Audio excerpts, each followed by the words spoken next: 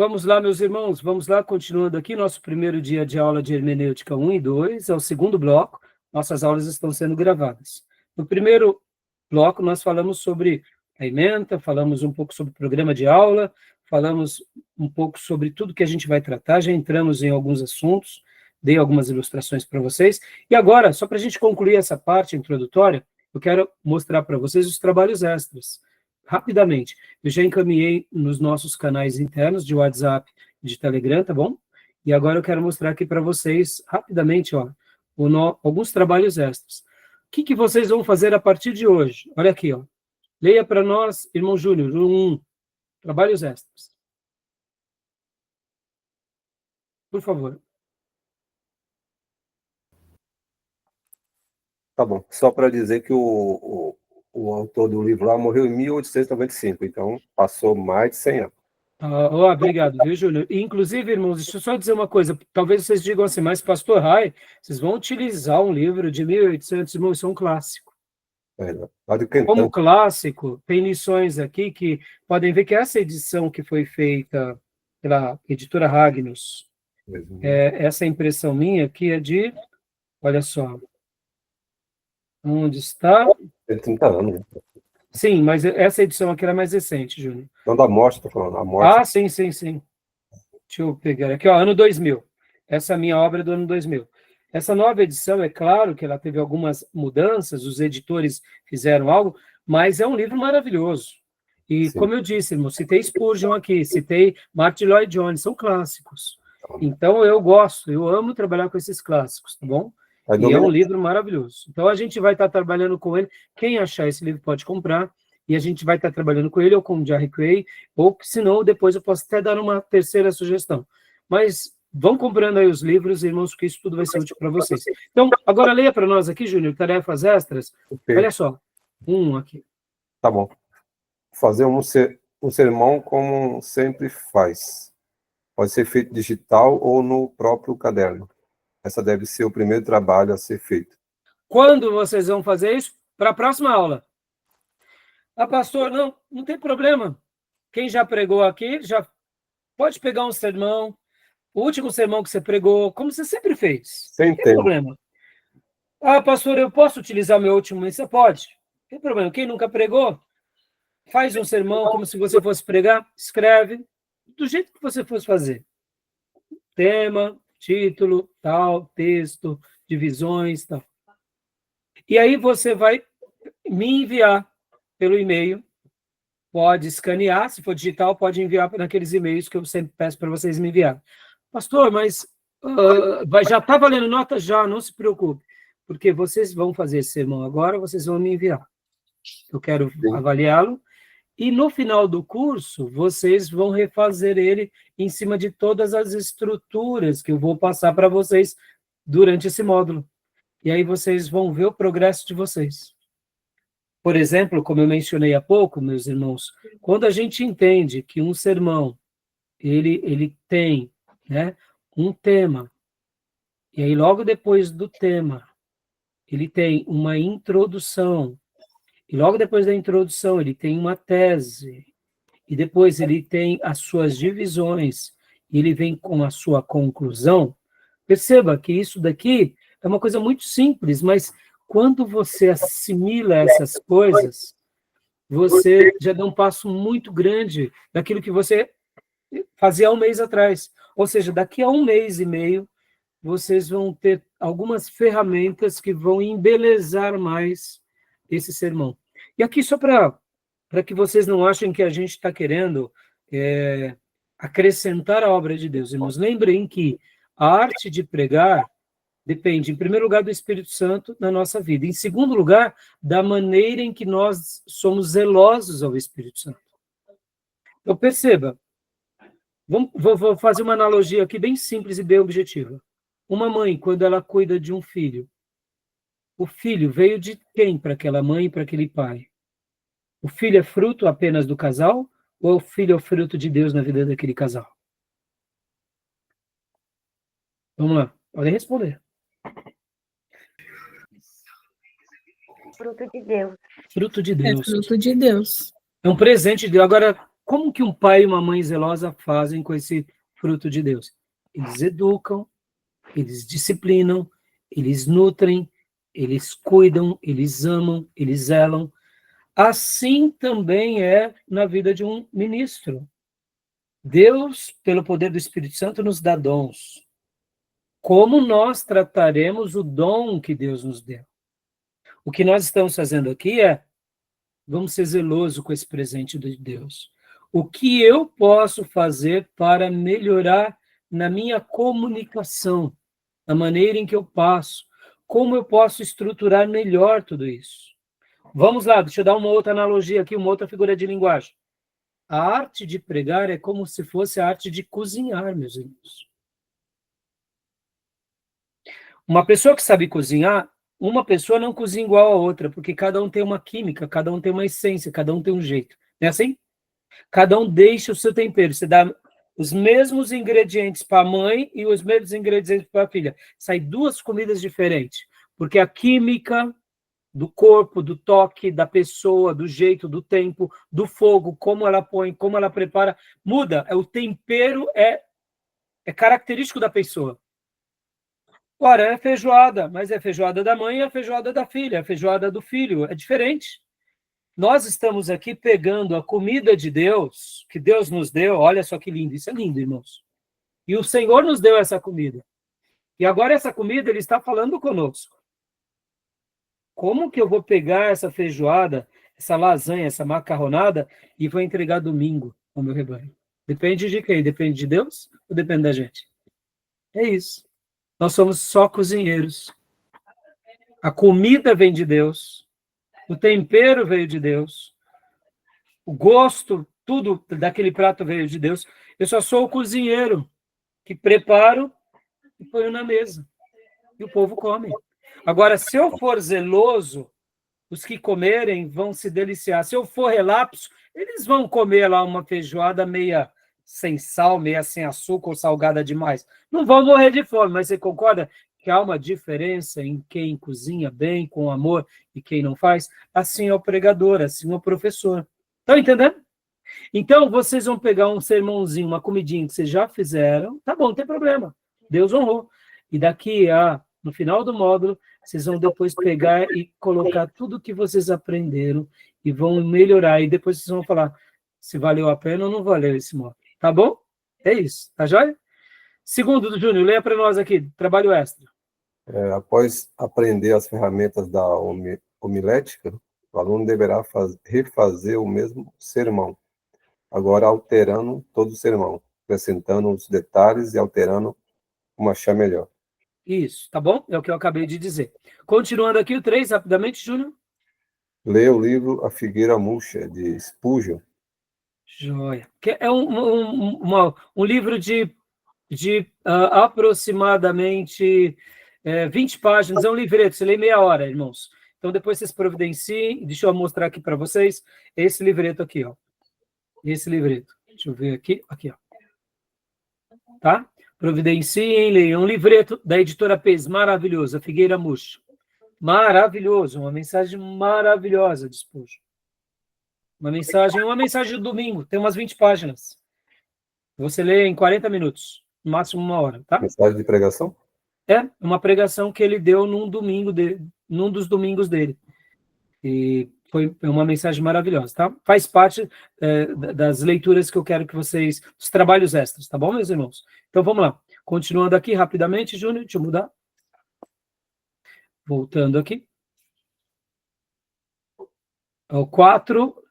Olha, a Figueira aqui, Murcha. ó. É a Figueira Murcha, tá? O tema aí tem um tema. Hã? Aí tem um tema, né? Não tem. Que é livro. Aqui, ó. Vocês vão ouvir agora esses vídeos e pregações do Augusto Nicodemos, do pastor Hernandes Dias Lopes, e também ouvirão 2 áudios que eu já coloquei no grupo, que é do Billy Graham, tá bom? Trabalho extra isso aí, né? Tudo isso é trabalho extras, tá bom? Okay. E aí, ó, eu vou dando aqui algumas descrições do que vocês farão, tá bom? E caso vocês queiram fazer mais alguma coisa, lerem mais algum livro, assistirem mais algum vídeo, vocês coloquem na declaração de leitura de vocês, tá bom? Ok. Vocês coloquem, tá bom? E aí eu passo aqui também outros materiais que não são obrigatórios, mas que podem enriquecer sobre essa questão da pregação expositiva. E aqui eu também mostro aqui várias outras pregações e vários outros materiais que podem enriquecer vocês. Quem realizar essas tarefas ganham pontos extras. Tá bom, meus irmãos? Tudo bem até aí? Ok. Joia? Fechado? Pode, então vamos agora ao material. Diga, Júnior. Pode do Macedinho? Não. Vamos lá, vamos lá. Júnior gosta, né, Júnior? Ai, ai. Macedinho não, tá bom? Vamos para os clássicos, vamos para os crentes abençoados. Vamos lá. Pegando aqui, meus irmãos, homilética 1 e 2, vamos para o nosso primeiro slide. Esse material que eu vou estar dando a partir de hoje para vocês, eu peguei ele com o professor Sérgio Mascarenhas. Ele é o professor lá do seminário STBnet. Então, eu quero dar aqui os créditos. Oi, filho? Oi, não entendi. Nunca mais, ele deu aquela aula inaugural, foi muito boa, viu? Foi muito boa, né, Júnior? Muito boa. Eu, particularmente, gostei muito também. O Sérgio Mascarenhas, mas qualquer hora eu chamo ele de novo para dar uma aula para nós, né? Foi bacana. Ele é um professor, um diretor muito abençoado, e ele que me abençoou com esse material, então estou dando as fontes, tá bom, irmãos? Para que a gente possa... todo o material, ou pelo menos 80% do material, ou se não foi professores da STBnet, ou foram outros amigos, professores de outros lugares, eu sempre peço para eles me ajudarem, né, naquilo que eles têm, para poder servir melhor as nossas aulas. Por isso que também o nosso material que está sendo gravado, se algum professor e algum colega quiser usar e for útil, irmãos, é uma honra. Quando alguém me pede alguma ajuda, eu sempre passo também, porque, irmãos, é aquilo que nós aprendemos, né? A gente recebe de graça, a gente tem que passar, né, irmãos? Quando a gente tem aqui todo um critério com vocês de uma ajuda de custo, uma mensalidade, é em virtude mesmo para que a gente possa estar pagando algumas contas, alguns professores, como vocês sabem, né? A nossa igreja, ela patrocina o seminário. Já teve épocas que ela tinha que pôr do dinheiro dela para poder bancar o seminário. Então, a igreja, graças a Deus, ela, com a liderança que nós temos, eles estão em comum acordo comigo do que, ao tempo que eu gasto no seminário, ensinando para vocês, né? Ao tempo que eu gasto lendo, explicando, formando obreiros. Muitas vezes eu digo para eles, irmãos, eu não vou poder estar presente, porque eu vou estar no seminário, eles compreendem. Então, é por isso que a gente pede também a contribuição dos irmãos, a participação, para que realmente também seja menos pesado a igreja, e se der alguma folga, a gente possa estar reinvestindo, né? Reinvestindo em tecnologia, na aprimoração do nosso seminário, quem sabe na futura contratação de novos professores, nas hospedagens, como vocês bem sabem, aqui essa gravação pelo Google Meet, nós temos uma mensalidade que pagamos, então a gente faz isso, né, irmãos, em cima disso, mas o nosso foco mesmo é visando o reino e não é visando literalmente capitalizar, né? Vamos lá, meus irmãos, então vamos para o material, tá bom? Alguma pergunta, alguma dúvida? Então vamos aqui, meus irmãos, homilética, ó, ao primeiro slide, já passei para vocês esse material, tá bom? Querida irmã Elisângela, leia para nós, né? Homilética 1, né? Então, deixa eu passar aqui para o próximo slide. Objetivos, por favor. Objetivos: ter conhecimento dos elementos de um sermão, confeccionar diversos tipos de sermões, adquirir dicas de púlpito e oratória, adaptar-se às solicitações dos convites. Parece bobeira, meus irmãos, mas é muito diferente um sermão de um estudo. Parece muito diferente de um sermão expositivo para um sermão textual, para um sermão temático. Essa questão de adquirir dicas de púlpito e oratória parece simples, mas, irmãos, muitas vezes, uma dica que é dada para um pregador pode mudar todo o ministério daquele pregador. Assim como também essa questão de se adaptar aos demais tipos de convites e aos tipos variados de reuniões. Por exemplo, um casamento é um sermão diferente de um sermão fúnebre. A gente Logo vê que é, né? A proposta é outra. Mas, ao mesmo tempo, se a gente não tomar cuidado, a gente acaba confundindo, porque a gente segue mais ou menos um ritmo, como se fosse pregando todos os domingos, a gente faz um casamento como se fosse um sermão de domingo, e não é. Notem que é muito diferente, é um momento de festa, é um momento que está todo mundo tenso, tem madrinhas ali que não comeram o dia inteiro, estão com aquele vestido apertado, estão brancas, pálidas, quase desmaiando, está calor, já estão tensas. Então, se o pastor não tiver um jogo de cintura, de saber conduzir cada uma dessas partes, o pregador, ele acaba com a festa, né? Assim como num sermão fúnebre. Ele precisa saber que ele não pode esquecer que as pessoas estão sensíveis, que ele está ali para levar uma palavra de esperança e de consolo. Ele não pode, ao mesmo tempo também ele não pode falar besteira, porque ele precisa consolar. E de repente ele compromete a mensagem dele e até a fé dele. Então, é normal que sejam horas muito antagônicas. E saber se adaptar, saber falar numa conferência, numa cruzada, numa reunião para líderes, é tudo diferente. Não é a mesma coisa. Parece a mesma coisa, mas não é, tá bom? Então, a gente vai entrar um pouco nesses detalhes. Conteúdo, né? Leia para nós, irmã Elisângela, por gentileza.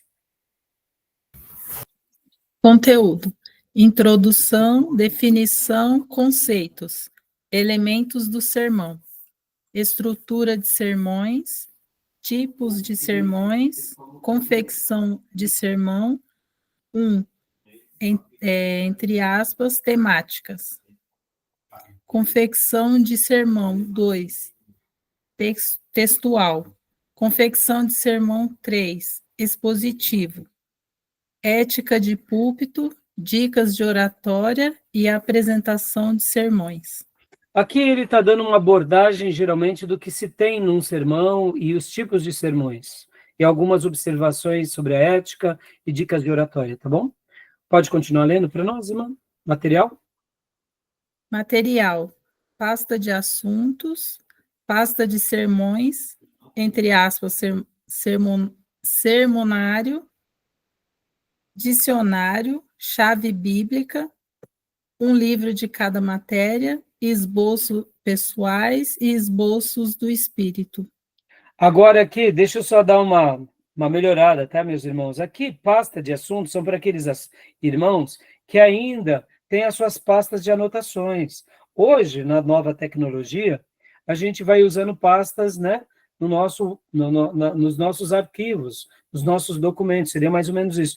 Pasta de sermonários, eu não sei se vocês vão conseguir enxergar, ali em cima, talvez vocês não vejam, ali em cima eu tinha um fichário. Nos meus dias de estudo, eu me formei em 93, tá, meus irmãos? Eu fui para o seminário com 18 para 19 anos e me formei logo depois, né? Fiz meu curso bacharel. Nós usávamos naqueles dias, esse fichário para a gente colocar ali coisas importantes. Outros irmãos tinham pastas de sermões que eram sermonários. Hoje em dia, olha só que interessante, irmãos, dentro disso, né? Para você arquivar. Hoje você pode arquivar o seu sermão, você digita ele e depois você imprime ele. Inclusive, irmãos, tomem muito cuidado, tá?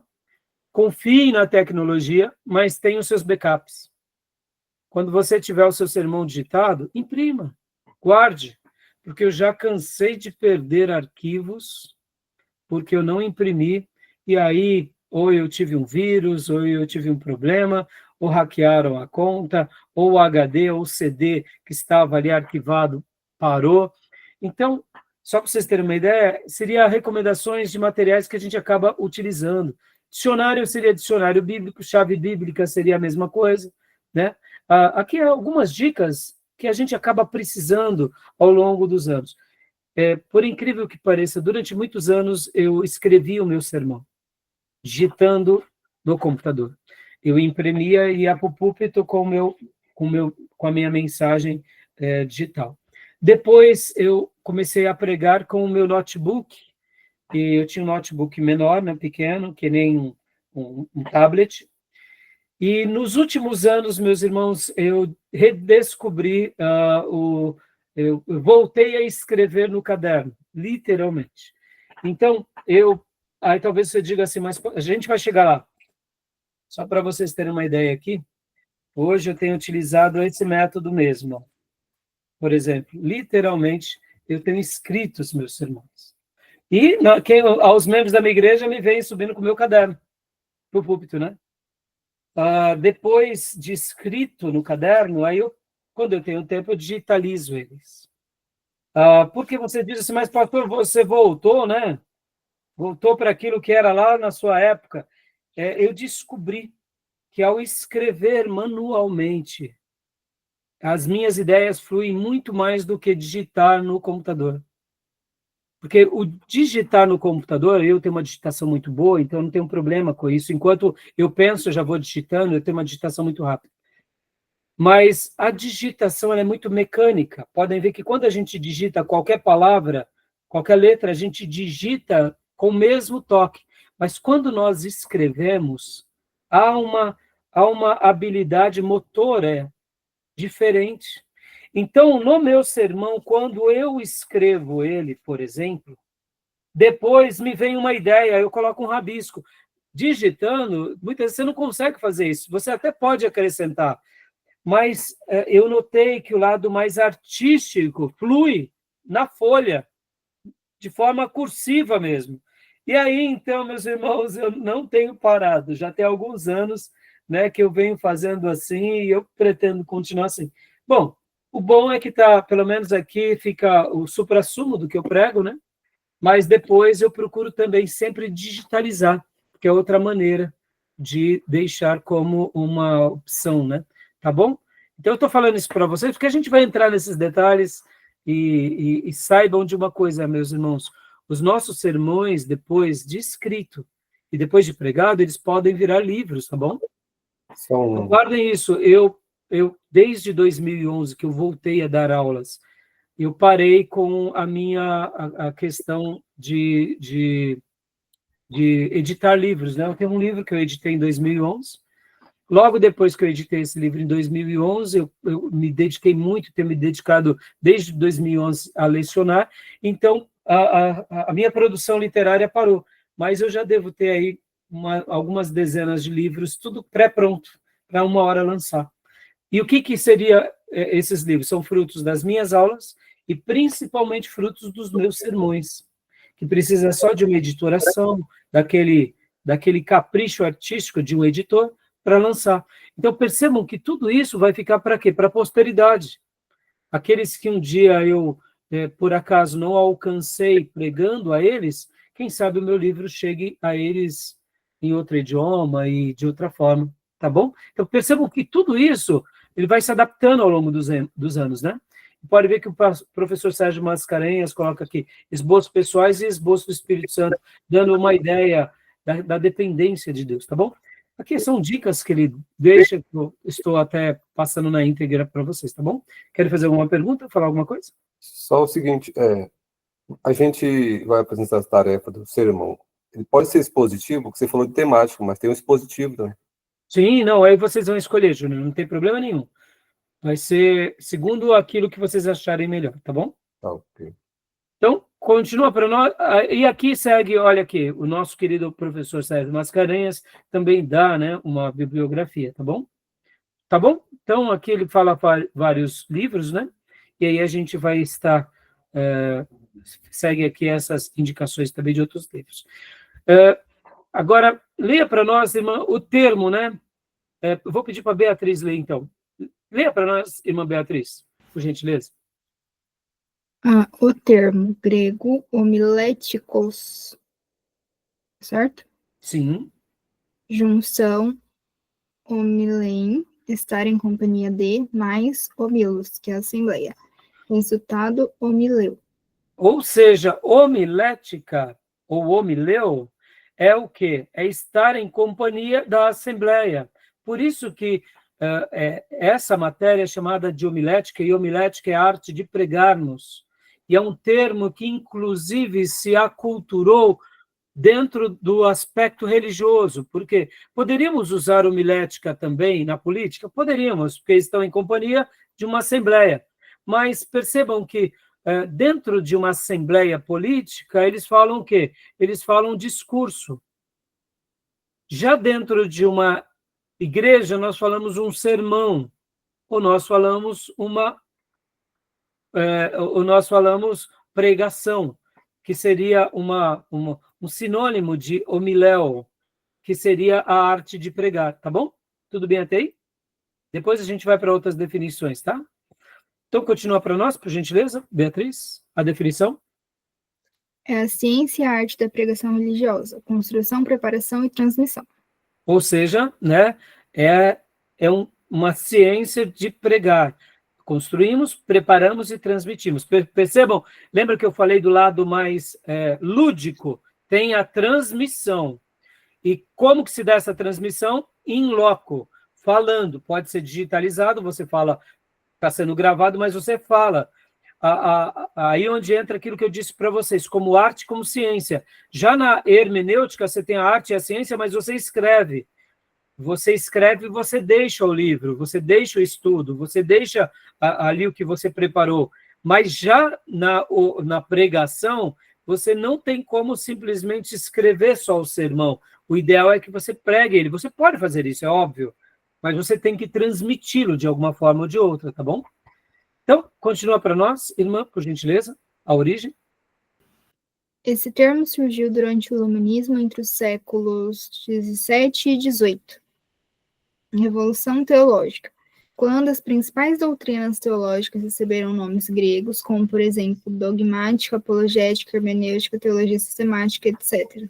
O que o nosso querido professor estava explicando aqui? Que o termo homilética, ele aponta logo durante ali o iluminismo.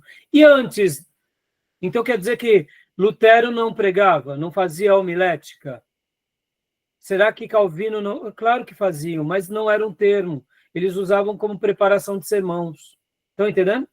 Antigamente, os estudos teológicos, eles não tinham tantas separações, tantos departamentos. É bom os departamentos? É, mas é ruim também, né? Que a gente acaba fragmentando. É que nem no médico. A gente chega no médico, ele trata só do pulmão. É bom? É bom, porque ele se torna especialista do pulmão. Mas, muitas vezes, ele não é tão holístico, né? Eu gosto do médico que olha o ser humano por completo, porque o dentista, meus irmãos, ele é um médico. O dente está ligado ao corpo. E se a gente não cuidar bem daquele dente, prejudica o corpo. Ou seja, o lado de você departamentalizar é ótimo, mas também a gente não pode perder a visão panorâmica, né? Então, esse é um termo que é usado mais recentemente, assim como hermenêutica, teologia sistemática. Mas e antes do iluminismo? Antes do iluminismo falava estudar teologia. Era simples, tá bom? Tudo bem? Até aí tranquilo, né? Vamos lá, continuando. Apoio, vamos lá. Para essa matéria, precisamos de alguns apoios. Pode continuar lendo para nós, Beatriz, por gentileza? Disciplinas paralelas à homilética. Hermenêutica, interpretar, exegese, traduzir. Ou seja, nós precisamos interpretar corretamente o texto e, na medida do possível, tendo conhecimento, fazer a exegese, que é traduzir aquele texto das línguas originais para a língua corrente. Então, elas estão ligadas diretamente à homilética. Se não tivermos uma hermenêutica, uma exegese adequada, a homilética se torna perigosa, tá bom? Tudo bem? Pode continuar lendo aqui, irmão? Irá envolver interpretação, explicação, comentário gramatical, histórico, teológico e sociocultural. Ou seja, porque não tem como você não desenvolver e ter essas outras questões, tá bom? E agora, tome a leia para nós aqui, por gentileza, dá uma folga para a nossa irmã Beatriz. Nomenclaturas. Homilia. Exposição exegética verso a verso. Sermão, latim sermones. Discurso religioso. Querigma, mensagem. Oratória, a arte de falar em público. Aqui são nomenclaturas parecidas, tá? Lembra que eu falei que existia antigamente, era chamado homilia, alguns sermões. Para nós, sermãos é o mais comum, ou pregação, né? Mas alguns podem também chamar de mensagem, ou querigma, ou oratória. Irmãos, assim, o termo não é o mais relevante, sabe? Mas o importante é o conteúdo, tá bom? É a pregação, é a mensagem. Tem igrejas que vão chamar estudo, não tem nenhum problema. É o momento em que a gente ouve a palavra de Deus, tá? Continua para nós, Tomé, por gentileza. Alocução, discurso breve, temático. Retórica, a arte do uso eficiente das palavras. Eloquência, capacidade de expressar-se e falar com facilidade.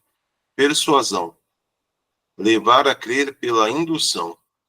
Aqui, o nosso querido professor, ele estava apenas mostrando que existem também essas outras definições e nomenclaturas.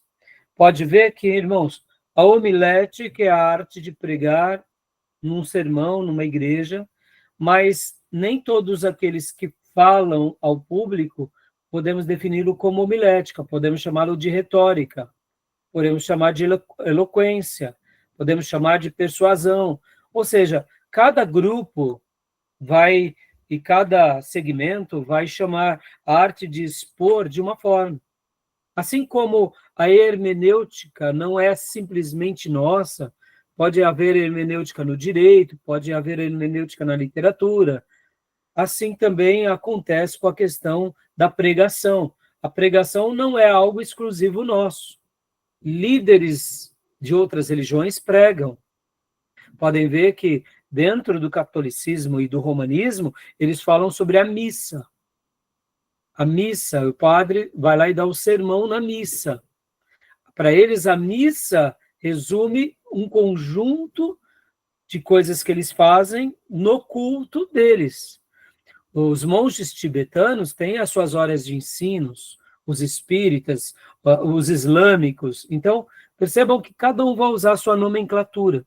Assim como também no direito, nas tribunas, nos palanques, nas democracias, tá bom?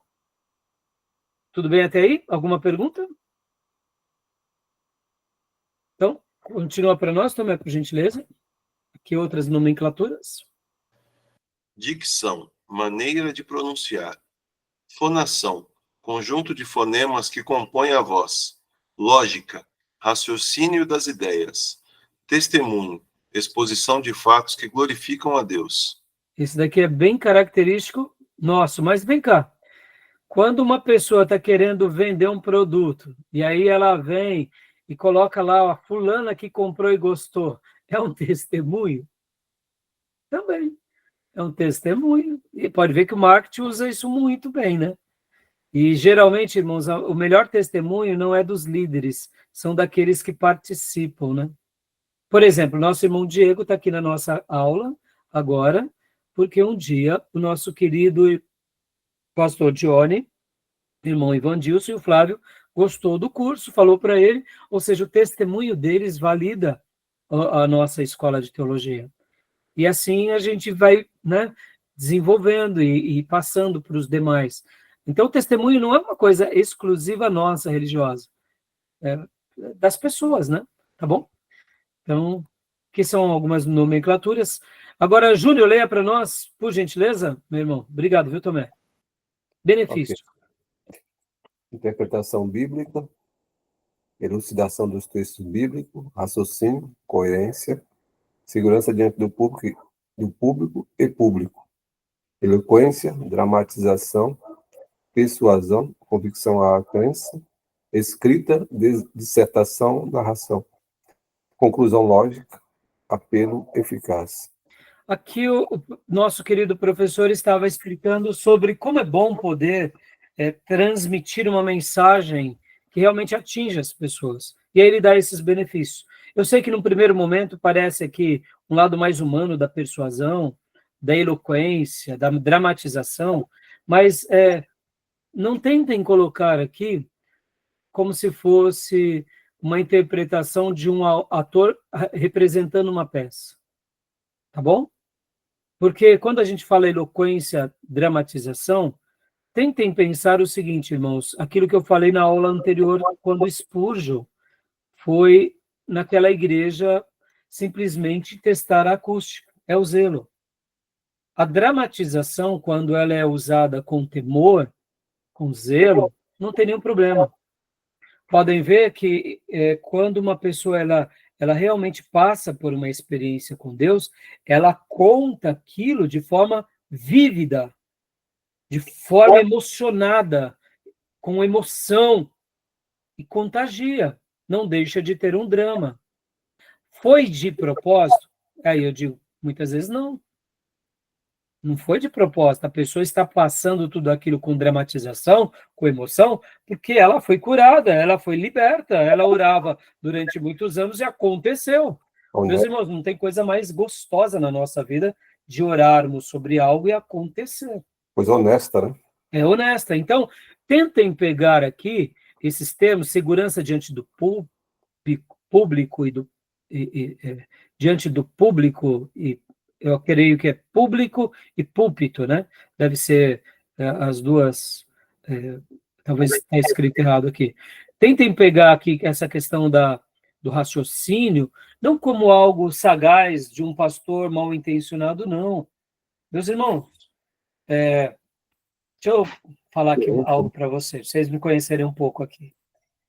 Nossa igreja é uma pequena igreja em Ferraz. Eu digo uma pequena igreja porque ela não é grande. Pode ser grande comparado a muitas outras igrejas, mas para aquilo que somos, eu ainda me considero uma pequena igreja.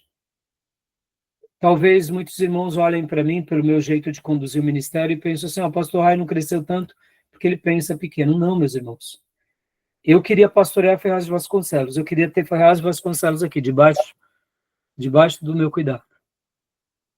E se eu pudesse dizer, eu gostaria de chegar o mais longe possível. Ou seja, se você me perguntasse, pastor, que tamanho você gostaria que fosse teu pastorado? Eu digo, o tamanho do Brasil. Para mim, eu estaria satisfeito com o Brasil. Fora disso, não tenho ambição fora do Brasil, mas com minha pátria seria o tamanho do meu sonho. Estão entendendo? Por que eu falo isso aqui? Talvez não me tenham agora como arrogante também nessa fala. Eu estou falando isso, irmãos, porque eu acredito muito nisso, que Deus ele vai dar para alguns pastores mais êxito na questão da quantidade de membros e para outros menos êxito. Esse é o meu ideal. Se eu vou conseguir, depende de Deus. Porque, de repente, o Senhor vai falar para mim, não, você vai pastorear uma igreja de X pessoas. E por que eu estou falando tudo isso? E por que eu estou dizendo tudo isso? Porque a gente tem que sonhar. Porque quando eu olho para o país e vejo um povo tão maravilhoso, mas ao mesmo tempo tão escravizado, com tantos pecados e vícios, eu gostaria de vê-los diferentes. E é para isso que a gente está aqui, fazendo igreja, fazendo seminário, para quê? Para que esse evangelho puro chegue ao maior número de pessoas. Agora, se eu vou conseguir ou não, eu creio muito nisso. Não depende de mim, depende de Deus. Por que eu falo isso sem medo de errar? Jesus foi o maior missionário da história, ele nunca saiu de Israel. E quando ele saiu, foi quando ele era criança que ele foi para o Egito. Ele é o maior líder da história, ele morreu com 33 anos, e ele continua fazendo grandes obras. O apóstolo Paulo, comparando a Jesus, alcançou mais vidas do que o próprio Jesus, mas eu te pergunto, quem é o Salvador? É Cristo. Paulo só foi o mensageiro de Jesus. Paulo viajou por mares, conquistou cidades pelo auxílio de Jesus. Ou seja, percebam, irmãos, cada pessoa tem um chamado, uma vocação. João Batista conseguiu preparar o caminho, mas foi decapitado. O fruto do trabalho dele, quem desfrutou foi Cristo. Foram os apóstolos, foi a igreja primitiva. Os discípulos de João Batista chegaram em Éfeso. Quando Paulo chega e começa a pregar aos Éfesos, pergunta, em que batismo vocês foram batizados? Eles falaram do batismo de Jesus. E no Espírito Santo eles falaram, nem ouvimos que existe Espírito Santo. E aí Paulo, com toda a paciência, vai então e agora fala de Jesus, fala da obra de Jesus, ou seja, os discípulos de João Batista estavam lá em Éfeso. Jesus já tinha vindo, morrido, ressuscitado, ser levado aos céus, eles nem estavam sabendo dessa história. Mas o fruto de João Batista chegou lá em Éfeso. Percebam, mas João Batista morreu. E o que eu quero dizer com isso? Quando a gente lê aqui eloquência, persuasão, raciocínio, é que nós devemos nos aplicar sendo o mais zelosos naquilo que fazemos. O tamanho do êxito e o tamanho do nosso ministério não depende de nós, depende de Deus. Muitas pessoas querendo alcançar milhares se comprometeram na força do seu braço. Eu quero acreditar que tudo aquilo que Deus deseja realizar, Ele vai fazer, segundo o Espírito Santo. A gente só se coloca na brecha e Ele vai fazendo como Ele quer, através da nossa vida e através da nossa geração. Como será? É um mistério de Deus. E aqui, quando a gente olha para essas características, não vejam isso como algo humano, mas vejam isso como o zelo de um servo, tá bom? Tudo bem? Tranquilo, meus irmãos? Beleza? Alguma dúvida, alguma pergunta? Porque quando a gente está olhando tudo isso, a gente parece assim muito humano, né? Ah, pastor, então quer dizer que eu preciso disso, eu preciso daquilo, né? Não olhem por esse lado humano, tá? Podem ter até aqueles que se perdem. Olhem mais com ternura, mais com doçura. Tudo bem? Então, Tomé, tenha bondade, meu irmão. Agora a gente vai entrar aqui para alguns Horário. um pouco mais... O horário já está vazio. O horário, né, Júnior? É. Aqui a gente vai entrar agora para um lado um pouco mais, eu diria, técnico, tá bom, meus irmãos? A gente vai começar. Podem ver, meus irmãos, que a gente vai agora, como eu posso dizer para vocês, a gente vai entrar durante esse período que a gente está falando agora, a gente vai... deixa eu tentar me expressar melhor aqui para a gente fechar essa parte. A gente vai ter, eu diria, durante esses dias, essas aulas, e deixa eu só dar essa recomendação aqui para a gente fechar esse bloco. Durante todas essas estruturas, tudo aquilo que a gente for passando para vocês, eu vou tentar colocar aqui aquilo que eu chamei de teologia da homilética. Então, eu vou estar mostrando o lado técnico, eu vou estar mostrando o lado estrutural, mas eu sempre vou estar sinalizando a teologia da homilética para vocês. A teologia da homilética. Para que vocês não se percam só na técnica, tá bom? Mas a gente vai estar tentando fazer aqui um intercâmbio entre essas duas verdades. Porque eu quero dar a teologia da homilética, mas eu também quero dar os princípios e as técnicas, para que vocês se aprimorem cada dia melhor, tá bom? Alguma pergunta até aqui, meus irmãos? Não? Não? Então vamos fechar esse bloco. Se vocês tiverem pergunta, podem parar e fazer, né?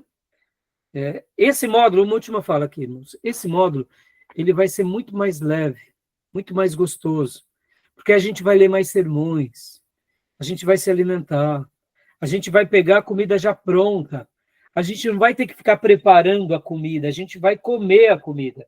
No máximo, a gente vai parar aqui e a gente vai observar assim, a ordem de se fazer uma feijoada, de se fazer uma lasanha, de se fazer, muitas vezes... Uma receita, né? Receita. Então, exatamente, a gente vai falar assim, ó, nesse prato aqui, ó, vamos ver essa receita. Então, vai ser uma aula mais leve do que foi a aula de hermenêutica, tá bom? E os livros, vocês vão se deliciar nesse sentido também.